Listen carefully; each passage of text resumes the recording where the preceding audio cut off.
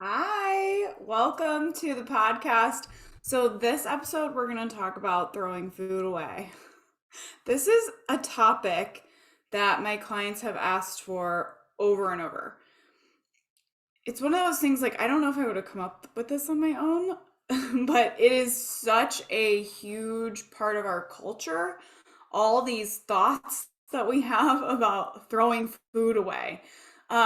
So a lot of us were raised in the clean your plate club, like you have to finish everything on your plate. A lot of times there was like a contingency to that. So if you finish everything, you're going to get dessert. You're going to get this reward on the other side. If you don't finish everything, you're throwing money away, which I guess, some of our parents were raised by parents who went through the depression and really experienced a lot of lack in that area. And so this was really important to them. And it's just been like passed down. You have to finish everything you were given because there are starving people in the world. I love this one. Waste not, want not. That kind of goes along with like, you can't throw the food away. Like, we have to conserve every little bit. If you don't finish your food, you're ungrateful. You're not a grateful person for what was provided to you, which is just that unboxing that one is really fun for me. And the idea that throwing food away is like throwing money away. You're wasting money. So, and I even remember, I've told this story before, I think, but when I was a kid, like the first times I was going to the lunchroom, like preschool, kindergarten, and you're a child, there's very little concept of time, number one. And number two, you eat a lot differently than an adult does. And what I really want ultimately is to like get us all back to that mentality, that child mentality, because it's more focused on your physical body and like how you're feeling. You're very connected to that.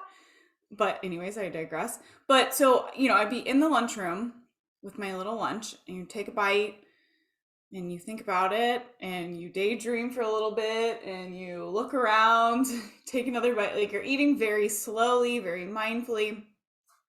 And the teacher coming up to me and being like, lunch is over. You have to finish this food. If you don't finish it, there's going to be this bad thing that happens later, which is hunger. You're going to get hungry later. As if like experiencing physical hunger is it's the worst thing that we could possibly have. But you're so young and you're driven in with this idea that you have to eat fast, you have to finish everything. And if you like, throwing food away is not an option. That's not part of this scenario. You are going to finish it all. And if you don't, you're going to experience something bad, something difficult later today. So we're really driving it into like children, and that's just from like the lunchroom. That's not even what we're going through at home or in all of these other areas of our life. That there's a lot of consequences to not finishing your food. The truth of all of this entire discussion about throwing food away is that these are not facts. These are thought processes. These are thoughts that someone else gave to you that you've now put into action in your life. Okay, so what I want to offer is that when you throw food away, you are not literally taking food away from someone who is hungry and putting it into the trash. You are not depriving someone who's in need of that food. You're not throwing cash away. This idea that throwing food away is throwing money away. It's not, though. You're not putting cash into the trash can. And you're not an ungrateful person because you threw away food you didn't want. When we refuse to throw food away that we're not hungry for anymore, or that's gone, that's sitting in our fridge that we don't want to eat, you treat and utilize your body as the trash can instead. Your fat cells become the dumping ground for unwanted food. And they are the dumping ground because that is when you're eating, when you're not hungry, you're eating beyond your body's need for fuel, and your body's best option is to put it into fat storage. So that's what literally what you're doing. When you're refusing to throw food away, you're throwing it away in your body. You're wasting it. It's still being wasted. It's not being utilized. It's not fuel that your body needs anymore. It's extra. It's a waste. It's being wasted. And on top of this, guess who's suffering because someone out there is starving? You're suffering. You are now the sick person, the overweight person, the unhealthy person, because somebody else is hungry. That makes no sense. It makes no sense. And we don't question it. We don't think this through. We just hear these thoughts come up and we're like, yeah, I can't throw food away because someone else is hungry. Can't do that. Eating food just because someone else is starving out there in the world somewhere isn't logical when you think about it. It's impossible that your portion of food that's left on your plate that you're not hungry for anymore is going to make it to this other person that's starving in the world.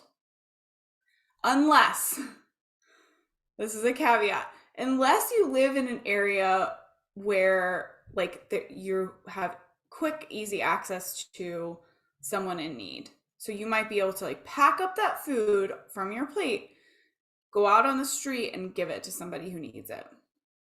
Which, do that. If you are in an area go do that. I would say, how many people want to eat your leftovers that you were just picking at? Just a thought. But I mean, if this is an option for you, if leftovers in your household could be put into someone's hands where they're still going to be, it's still a viable meal, do that. But otherwise, your little portion of salmon that you didn't finish is not making it halfway across the world to feed somebody. It just doesn't make sense. How is you eating it saving someone else? It's not. It's literally not. What it does when you eat it, it makes you feel sick. You're the one who's overeating. You're the one who's eating things that you don't want to out of guilt, which feels terrible, by the way. You're the one who doesn't weigh what you want to weigh. You're the one who's facing health problems. You're the one who can't fit into the clothes that you want to wear. And all the while, you're telling yourself that you have to do this because someone else is in trouble, but you're putting yourself into trouble, into illness, into harm's way. So instead, we really need to clean up this mental chatter. So I'm going to walk you through some options. Okay, so this is a suggestion. Get yourself healthy, get yourself to a healthy weight, and once you're there and you feel good and you have like this mental clarity because you're not overeating all of the time, actually put your brain to work to help starving people in a way that has nothing to do with you eating the extra food. Okay? That's just, you're not eating moldy leftovers and you're not eating food that would otherwise go in the garbage disposal.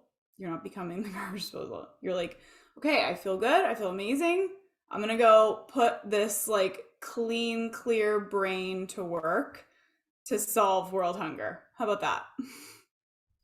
For me, I offer this to you. For me, there's a reward to throwing food away. I get a bigger dopamine hit from not finishing it than I do from finishing it. And that is with these thoughts that I practice, which is I get to feel good. I get to weigh what I want. I get to fit into the clothes that I want to. I get to know that my body is not a trash can. I'm not a garbage disposal. I have brain clarity. I have power of thought. I have the ability to go out and actually help somebody as opposed to eating food and telling myself that I'm helping somebody. All of those thoughts really serve me to never feel obligated to finish what's on my plate because someone else might be suffering. Or because money went into that. So I'm going to give you some of the things that me and my clients have worked on. This was kind of an interesting one. So one of my clients was really toiling with this like struggling with this idea of like throwing food away. And I was like, okay, so for each meal that you don't finish or that you have to throw away, set like a dollar amount or a canned good amount to that and donate that. So that you do actually literally, there is a reward for you for throwing that food away. You have a reward in the sense that you know you're helping somebody and then you're actually helping somebody. Like there's a reward that goes out from that. You get to help somebody literally by throwing food away. One of my clients, Lucy, she loves to bake. She likes the act of baking. It's very enjoyable for her. But she was really struggling with like she would bake and then she would have all these baked goods and she would feel obligated to eat them. She didn't want to throw them away, which I bake. You guys, I'm not a great baker. I bake at home. And it's usually like, okay, I'll have like one and then I just throw all of it away. It's never like very good to begin with. And I have no problem throwing it away. If I feel like baking, I'll bake. And then I just chuck it in the trash or I give it to somebody. But she was doing this. So she was baking and then she was like, oh my God, I have to eat all these baked goods that I don't necessarily want to eat. Or throw an entire pie away, which she was really struggling with. So now when she wants to bake, she bakes, she serves herself a piece, and then she takes it to her neighbors. Her neighbors have kids. Her neighbors are very grateful for the baked goods. They absolutely love it. She's like strengthened that relationship with them because she's bringing them pies. Like it's amazing. There's like this whole other side to that she's discovered from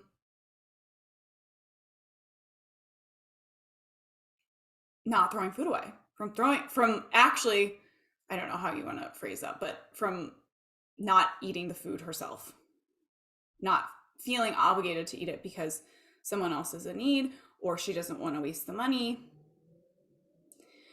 I told this story on a previous episode, but like focusing on how you feel, how good you feel when you hit satiety and really loving that feeling can be extremely rewarding. One of my clients was traveling and she got these ribs. And she said the best part about that was not finishing them, was stopping eating. She was like, I hit this, I got all of this enjoyment out of them, and then I got to stop. And that was the best part. I didn't eat to this point where I felt sick or, had this like terrible physical experience. I got to stop, and I loved that. That was the most rewarding part of that meal. And you can get to that place. These are thought processes that you just have to work on. This, just cut down on your portion sizes. Guess what? Like, there won't be food to throw away if you serve yourself only what you need. A lot of times I use those, like a small bread plate. I have these little snack bowls. They're like this perfect size. It's probably like a 1 cup like serving. And I'll put like my lunch in there. It's the perfect size. Like, I love it. I love these little serving plates. It makes me feel like so dainty. I eat slower because I know that there's less, like visually there's less. So it's like, I'm going to really enjoy this. Serve yourself less food. You will spend less money if you're stretching your food further, or if you're buying less food, if you're serving yourself smaller portion sizes. Like, readjust, take a look at that. Like, how much am I actually buying? How much of it's ending up in the trash? Maybe I can make an adjustment here. I don't have to throw money away. I can like readjust, like take another look at how much food I'm bringing home, how much food I'm serving myself, and make a change there. Super, super helpful. One of my clients, she goes out to eat a lot. And so she goes to the restaurant, she orders this like indulgent meal, which is planned. She's like, I'm going to have, this pasta, whatever. And then she gets the portion sizes are huge. So she takes the food home. But then that kind of like indulgent meal that she had planned to have out, like, it doesn't really fit into the rest of her week. So what do I do with the leftovers? Like, I don't want to throw them away. This expensive meal. It really like meant something. And so what we talked through was like, you got the enjoyment out of that. You paid for the enjoyment for that already. You already got it.